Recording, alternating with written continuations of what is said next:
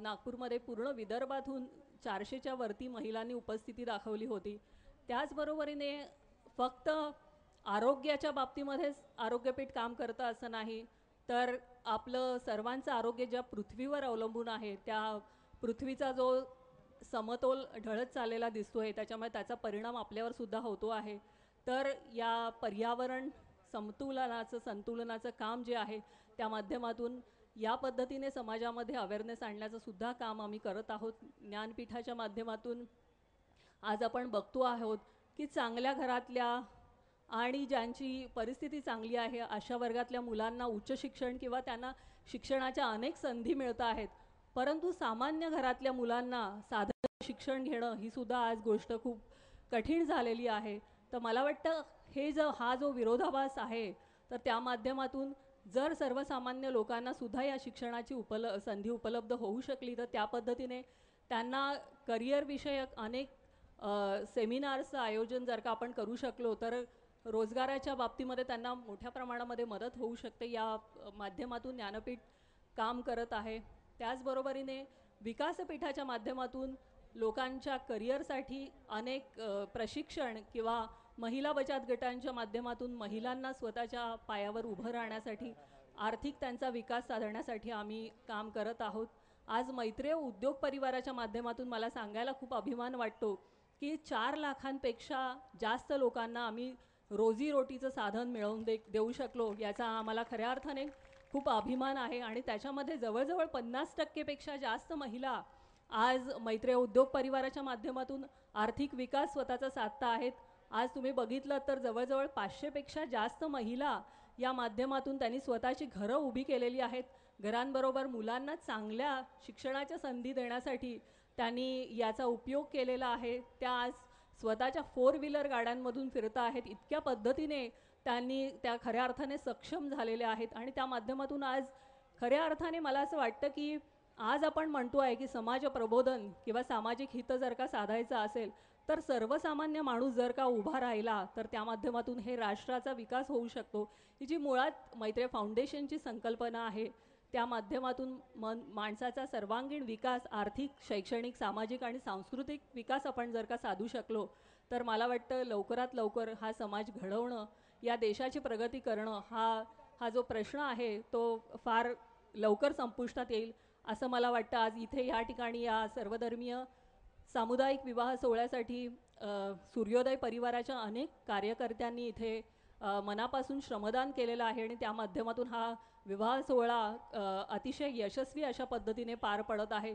या सर्व सूर्योदय परिवारातल्या मंडळींचं, त्याचबरोबर मैत्रेय उद्योग परिवारातल्या ज्यांनी याच्यासाठी योगदान दिलेलं आहे त्यांचे मी मनापासून आभार मानते. आणि यानंतरसुद्धा गुरुजींच्या मिलिंद गुणाजी साहेब या ठिकाणी आले, मी त्यांचं स्वागत करतो. मिलिंद गुणाजी यांचं इथे आगमन झालेलं आहे, त्यांचं मी इथे मनापासून स्वागत करते.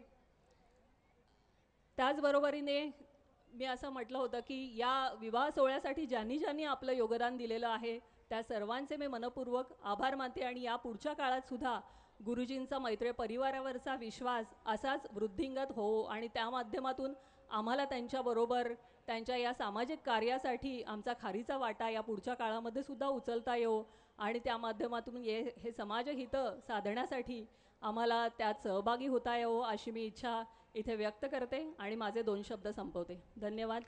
जय हिंद. धन्यवाद वर्षाताई. अतिशय समर्पक असं विचार या ठिकाणी व्यक्त केलेले आहेत. यानंतर अभिनेता 130 चित्रपटामध्ये ज्यांनी काम केलं असे अभिनयाचे सम्राट मिलिंद गुणाजी साहेब यांचं स्वागत या ठिकाणी राजू वानखडे शाल श्रीफळ देऊन करतील. चला लवकर. यानंतर मी मनोगत व्यक्त करण्याकरता आमंत्रित करतो कारंजा येथील लोकप्रिय आमदार प्रकाशदादा डहाके यांना.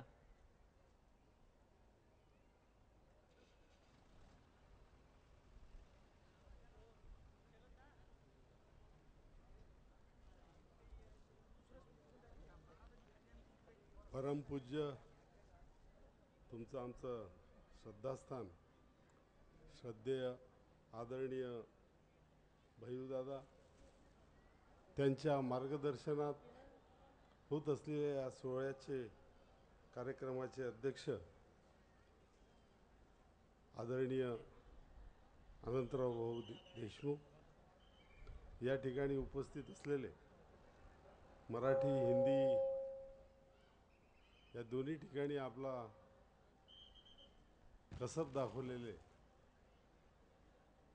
श्री मिलिंदजी गुंजाळ, या ठिकाणी उपस्थित असलेले जिल्हा परिषदच्या अध्यक्षा उषाताई चौधरी, जिल्हाधिकारी कुलकर्णी साहेब, पोलीस अधीक्षक तांबडे साहेब, आमचे मित्र अकोल्याचे लगतचे विजूभाऊ अग्रवालजी, वाशिमच्या नगराध्यक्षा, आदरणीय मंच, आदरणीय भैयूदादांना आपण संतही म्हणतो आणि संत मानतोही, पण मला असं वाटतं की सोशल इंजिनिअरिंग करणारे भैयूदादा हे सर्व समाजाचे, सर्व लोकांचे आणि आज समाजाला, राज्याला, देशाला ज्या गोष्टीची गरज आहे ते सोशल इंजिनिअरिंगसाठी स्वतःला वाहून घेतलेले संत आहेत. आणि त्याच्यामुळं या कार्यक्रमात सपकाळकर मॅडमनी सांगितल्याप्रमाणे एका सामाजिक जाणीवेतून सर्व समाजाच्या, सर्व धर्माच्या वधूवरांचा हा प्रचंड मोठा मेळावा आदरणीय भैयूदादांच्या मार्गदर्शनाखाली राजूभाऊ चौधरी व त्यांच्या सर्व सहकार्यांनी चांगल्या पद्धतीने आयोजित केला. मी मनापासून सर्व नववधूंना शुभेच्छा देतो आणि शुभेच्छा देताना एवढंच सांगतो की भैयूदादांच्या आशीर्वादाच्या आणि सर्वांच्या उपस्थितीच्या रूपानं लग्नासारख्या आयुष्यातल्या महत्त्वाच्या घटनेत सर्व समाजाच्या, सर्व धर्माचे आशीर्वाद या नववर वधूच्या पाठीशी आहेत. आणि म्हणून याच्या पुढच्या आयुष्यात तुमच्या मनात सर्व समाजाबद्दल, सर्व धर्माबद्दल आणि ज्या राष्ट्रीय संकल्पनेतून हा सामूहिक विवाह सोहळा होत आहे त्याविषयी मनापासून श्रद्धा, दुसऱ्या समाजाविषयी मनापासून धर्माविषयी आस्था तुमच्या पुढील आयुष्यात राहो अशी या ठिकाणी नम्र प्रार्थना करतो आणि माझे 2 शब्द संपवतो. जय हिंद, धन्यवाद. धन्यवाद प्रकाशदादा. यानंतर मी अभिनेता मिलिंदजी गुणाजी सर यांना विनंती करतो की त्यांनी आपले 2 शब्द स्वागतावर बोलावं.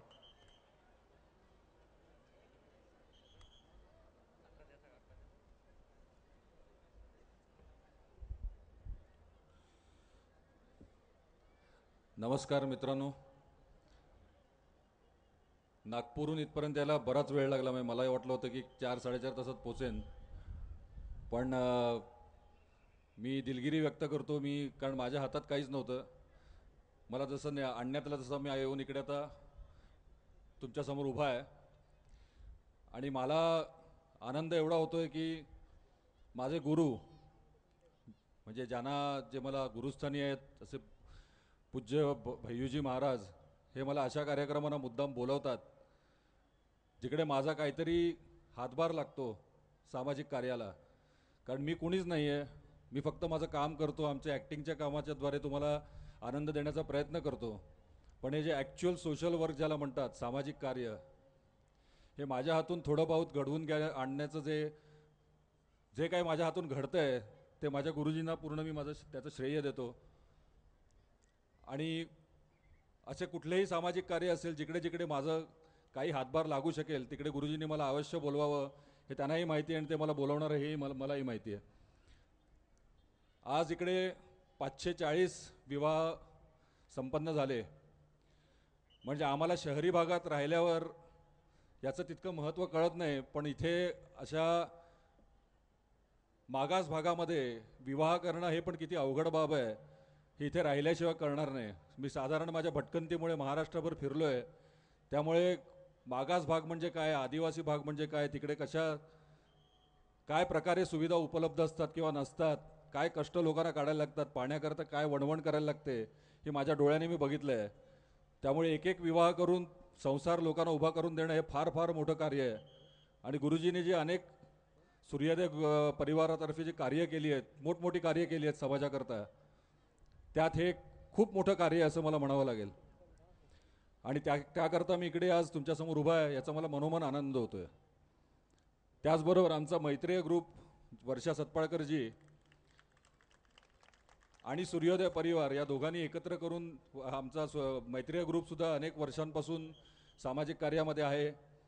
आणि दोन चांगले परिवार एकत्र येऊन काहीतरी अजून मोठं करतायत याचा मला खरंच आनंद होतो. आणि याच्यामध्ये मी एक छोटासा दुवा आहे, ह्याचा तर फारच मोठा मला आनंद होतोय. एकंदरीत हा अतिशय सुंदर दिवस आहे आणि मला असं सांगावं असं वाटतं की गुरुजी लोकांना माहिती आहे की एक सामाजिक कार्य करणारे मोठे सिद्ध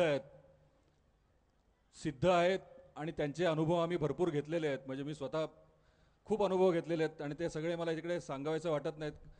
प्रत्येकजण गुरुजींकडे येतो, त्यांच्या चरणावर येतो, त्यांना तर प्रत्येकाला प्रत्येकाच्या परीने अनुभव मिळतात. पण नुसतंच चंगळवादी किंवा भोगवादी संस्कृतीच्या मागे न लागता, म्हणजे आम्ही ॲक्टिंग करतो, काम करतो, पैसे मिळवतो, पण त्याच्या पुढे अध्यात्म, साधना, समाजाकरता कार्य, अशा अनेक गोष्टी मला गुरुजींकडून शिकायला मिळाल्यात. आत्ता मी खरं तर आलो होतो गुरुजींचे 4 शब्द ऐकायला मिळतील म्हणून, पण मला असं कळलं की गुरुजी स्वतःच्या व्यासपीठावर बोलत नाहीत. मग त्यामुळे मला असं वाटतं की मागच्या वेळेस जेव्हा मी पहिल्यांदा गुरुजींनी मला इंदूरला बोलवलं होतं तेव्हा त्यांनी एक अतिशय सुंदर रसाळ प्रवचन केलं होतं. आणि त्याच्यामध्ये अध्यात्म ही किती सोपी गोष्ट आहे ही 4 त्यांनी ओळीमध्ये सांगितलं होतं. आणि त्या प्रवचनावरून मला एक कविता सुचली जी मी गुरुजींना पाठवली होती. ती तुम्हाला ऐकवतो म्हणजे तुम्हाला कळेल की ह्या माणसाच्या शब्दामध्ये किती सामर्थ्य आहे. माझ्यासारख्या सामान्य माणसाला पण याच्यात कविता सुचू शकते. आता माझ्या सगळ्या कविता मी मोबाईलमध्ये फीड करून ठेवतो, त्यामुळे जरा 1 मिनिट लागेल, पण ती तुम्हाला वाचून दाखवतो.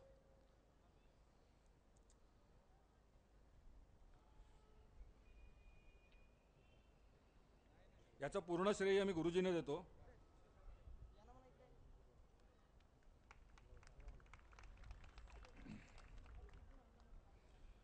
अगदी लक्ष देऊन ऐका. अध्यात्म म्हणजे काय? गुरुजींनी सांगितलेल्या प्रवचनातल्या 4 शब्दांवर 4-5 ओळींवरून ही एक कविता झालेली आहे. डोईवरती घागर आणि दूध त्यामध्ये डिचमळते. डोईवरती घागर आणि दूध त्यामध्ये डिचमळते.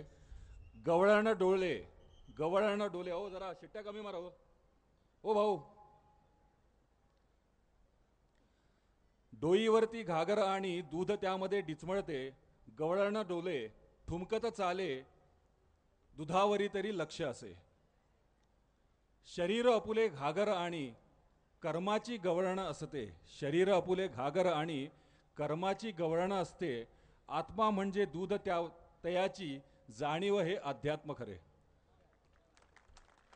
तुम्हाला या 4-6 ओळीतनं कळलं असेल की किती याच्यामध्ये दडलेलं आहे अध्यात्म. आणि हे सगळं फक्त मी त्या गुरुजींच्या एका प्रवचनातनं घेतलेलं आहे. ही कविताही त्यांना मी सादर प्रणाम करून त्यांना सादर अर्पण करतो. आणि वर्षाजी, आमचा मैत्रीय ग्रुप, सूर्योदय परिवार, आपण सगळे जमलेले आपल्या सगळ्यांना या विवाहाच्या मनपूर्वक शुभेच्छा देतो. धन्यवाद. जय हिंद, जय महाराष्ट्र.